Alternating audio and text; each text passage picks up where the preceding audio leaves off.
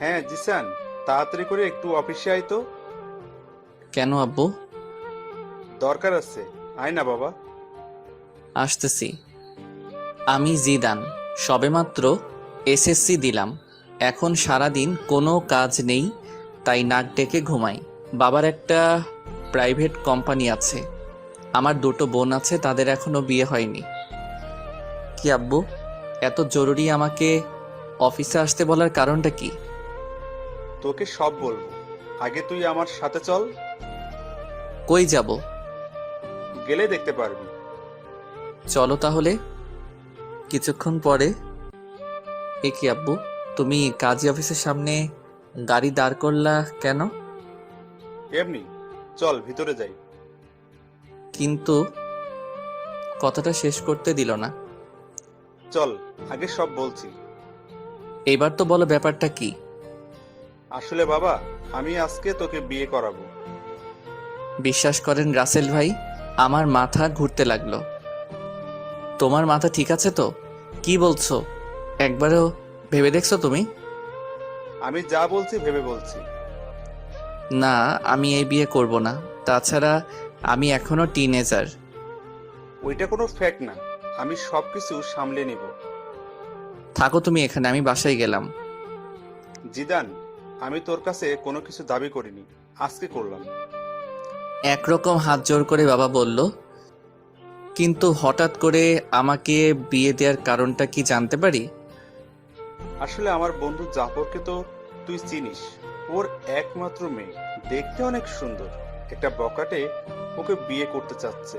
তাই এখন তোর সাথে বিয়ে দিবে, যাতে বকাটেটা আর ওর কোনো ক্ষতি করতে না পারে। পুলিশকে জানাও। পুলিশকে জানিয়ে লাভ নেই, কারণ এতে মেয়েটার সম্মানহানি হতে পারে। অন্য কারোর সাথে বিয়ে দাও, আমাকে জোর করছো কেন?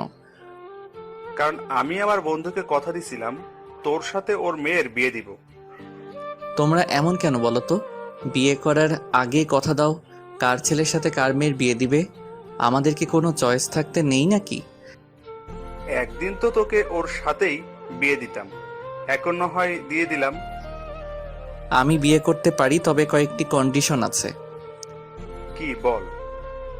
1, কারো কাছে বলতে পারবা না আমি বিয়ে করছি। 2, বাসায় জানাতে পারবা না। 3, আমি আমার মতো করে চলবো। 4, বোনদের বিয়ে হবে, তারপর আমি ওকে বাসায় নিব।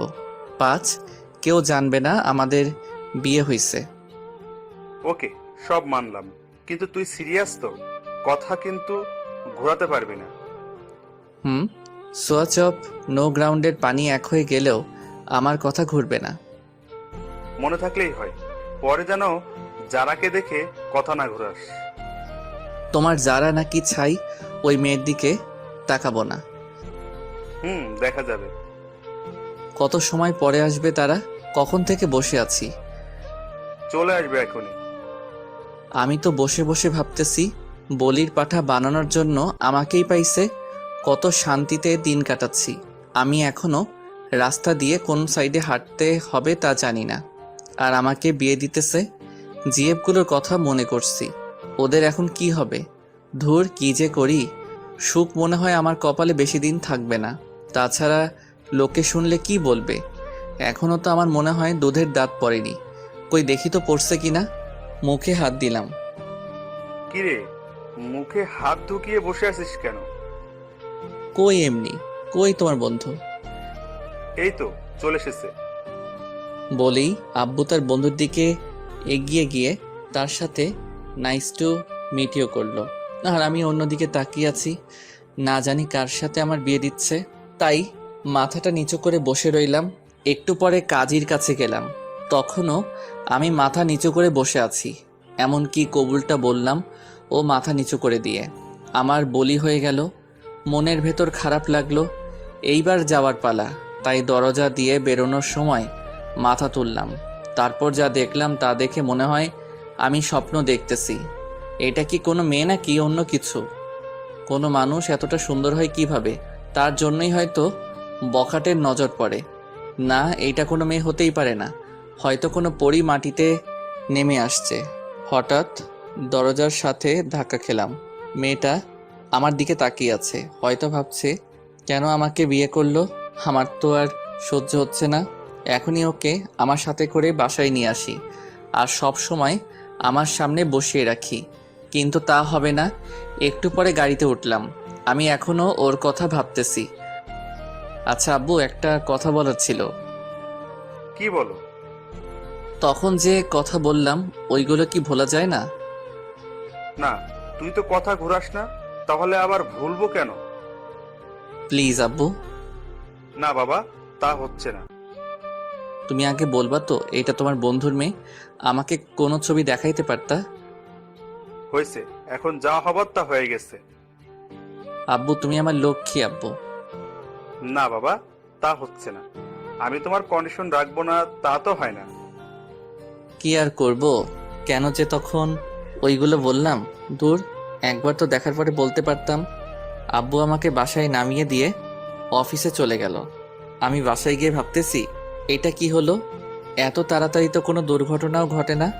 আচ্ছা, মেয়েটা কি সত্যি অত সুন্দর ছিল নাকি আমার চোখের ভুল ছিল? ভাবতে ভাবতে অনেক সময় পার করে ফেললাম। তারপর দুপুরের খাবার খেয়ে বাইরে গেলাম, কিন্তু আমার কোনো কিছু ভালো লাগছে না। মনের ভিতর কেমন যেন ঘুরপাক করতে লাগছে। কি কাজটা আমি করলাম? না, এই বয়সে বিয়ে করলাম। আসলে এই বয়সটাই এমন। এই যে সব বন্ধু মেনে নিলাম, একটু পরে আবার সেইটা নিয়ে আফসোস করি। যতক্ষণ অবধি কোনো জিনিস কাছে থাকে ততক্ষণ তা ভালো লাগে। কিছু ভালো লাগছে না, তাই বাসায় চলে এলাম। রাতে কিছু খেলাম না। একবার ভাবছি মেয়েটার কথা আর একবার ভাবছি কি করলাম এইটা। আমার চুপ থাকা দেখে আপু এসে জিজ্ঞেস করলো চুপ থাকার কারণ কি। আমি তাকে কিছু না বলে দরজা বন্ধ করে দিলাম। রাতে আব্বু আসলো। আম্মু আব্বুকে জিজ্ঞেস করলো আমি চুপ কেন। ও আব্বু বলল আমার নাকি একটা বাইক চাই, তার জন্য মন খারাপ। রাতে না খেয়ে শুয়ে পড়লাম। সকালে ঘুম ভাঙলো অনেক দেরিতে। বিছানায় শুয়ে শুয়ে ভাবছি যা হয়েছে তা হয়তো ভালোর জন্য। এখন সব কিছু মেনে নেওয়া ছাড়া কোনো উপায় নেই, তাই সব কিছু মেনে নিলাম, কিন্তু কাউকে কিছু জানাবো না। হঠাৎ বড় আপু আসলো। কি হয়েছে রে ভাই তোর? কিছু না। কিছু না বললেই হলো? কালকে থেকে তোর মন খারাপ দেখতেছি। তুমি যাও তো আপু, আমার ভালো লাগে না। সকালের নাস্তা খেয়ে আয়। খাবো না, তুমি যাও। না খেয়ে দেখ কিছু একটা বানাইতে পারোস কিনা। উফ, বললাম তো আমার ভালো লাগে না। কারোর সাথে ঝগড়া হয়েছে নাকি? তাহলে আমাকে বলতে পারোস, আমি কাউকে বলবো না। তুমি যাবে নাকি আমি বাইরে চলে যাব? তারপর আমি বাইরে চলে এলাম।